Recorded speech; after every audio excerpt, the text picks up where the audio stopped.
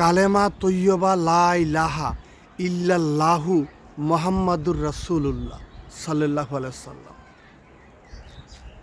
আল্লাহ বলেন, আমি একক ও অদ্বিতীয়। আসসালামু আলাইকুম ওয়া রাহমাতুল্লাহি ওয়া বারাকাতুহু।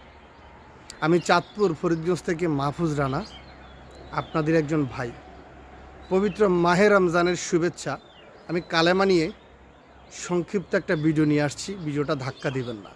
যদি ভিডিওটা ভালো লেগে থাকে অবশ্যই লাইক করে গঠনমূলক একটা কমেন্ট করে অবশ্যই ভিডিওটা শেয়ার করে দিবেন।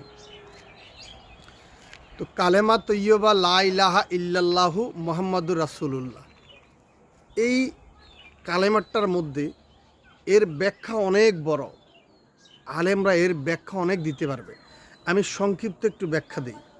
কালেমা তৈয়বা লা ইলাহা ইল্লাল্লাহু মুহাম্মাদুর রাসূলুল্লাহ, এর মানে হচ্ছে আল্লাহ আপনাকে বলছে আমি আল্লাহ একক ও অদ্বিতীয়। একক ও অদ্বিতীয় মানে আমি ছাড়া তোমার কোনো উপাস্য নাই, আমি ছাড়া তোমার কোনো ইলাহ নাই, আমি ছাড়া তোমার কোনো দ্বিতীয় দরজা নাই, আমি ছাড়া তোমার কোনো দ্বিতীয় খোদা নাই, আমি ছাড়া দ্বিতীয় কোনো আল্লাহ নাই, আমি ছাড়া দ্বিতীয় কোনো ব্যক্তি নাই যে তোমাকে বাঁচাবে, তোমাকে রক্ষা করবে, তোমাকে নাজাত দিবে।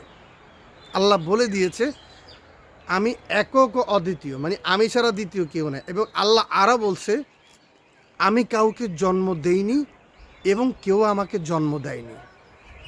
দ্য মেসেঞ্জার অফ মোহাম্মদ, এই যে বলছে বিশ্বনবী হজরত মোহাম্মদ সাল্লাল্লাহু আলাইহি সাল্লাম, আমি এমন এক ব্যক্তিকে তোমাদের মাঝে প্রেরণ করেছি যিনি তোমাদেরকে জানাবে কোনটা হক, কোনটা হারাম, কোনটা সত্য, কোনটা মিথ্যা, কোনটা সঠিক, কোনটা ভুল, কোনটা হালাল, কোনটা হারাম। এই নবী হচ্ছে হজরত মোহাম্মদ সাল্লাল্লাহু আলাইহি সাল্লাম, যাকে পৃথিবী সৃষ্টি করার আগে আমি সৃষ্টি করেছি, যার নূর মুবারক সৃষ্টি করে আমি একটা গাছের ডালে রাখিয়েছি। আদমকে পাঠিয়েছি, এক এক করে সকল নবীকে পাঠিয়ে পর্যায়ক্রমে লাস্টে তোমাদের নবীকে পাঠিয়েছি। আমরা তো সেই ভাগ্যবান হজরত মোহাম্মদ সাল্লাল্লাহু আলাইহি সাল্লামের উম্মত। তো আমাদের মতো ভাগ্যবান আর কেউ নাই। এবং আল্লাহ বলছে যে আমি একক ও অদ্বিতীয়, দ্বিতীয় কোনো উপাস্য নাই, দ্বিতীয় কোনো ইলাহ নাই, আমি ছাড়া দ্বিতীয় কোনো ব্যক্তি নাই যে তোমাদেরকে সেবা দিবে, তোমাদেরকে ভালো রাখবে, তোমাদেরকে নাজাত দিবে। চিন্তা করছেন?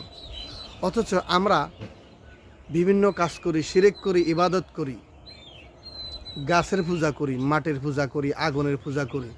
যাই হোক, আল্লাহ সবাইকে হেদায়েত করুন। আল্লাহ ছাড়া দ্বিতীয় কোনো ইলাহ নাই, উপাস্য নাই। আল্লাহকে মানুন, আল্লাহকে রাজি খুশি করুন, আল্লাহর জন্য নামাজ পড়ুন। এই যে রোজার মাস চলতেছে, সম্পূর্ণ রোজাগুলো রাখুন, 5 ওয়াক্ত নামাজ পড়ুন, নবীর সুন্নত ধারি আঁকড়ে ধরুন, সঠিক পথে চলুন। আল্লাহর কালেমাকে যদি আপনি স্বীকৃতি দিয়ে থাকেন, আল্লাহকে স্বীকৃতি দিয়েছেন। আপনি যদি নবীকে স্বীকৃতি দিয়েছেন, আল্লাহকে স্বীকৃতি দিয়েছেন। আল্লাহ আমাদের সকলের নামাজ, রোজা, ইবাদত, বন্দেগী কবুল করুক, সবাইকে ভালো রাখুক। সবাই আমার নবীকে ভালোবাসবো এবং দুরূদ শরীফ পড়ব, বেশি বেশি রমজান মাসে বেশি বেশি আমল করব। সবাই ভালো থাকুন, সুস্থ থাকুন। দেখা হবে পরবর্তী কোনো ভিডিওতে ইনশাআল্লাহ।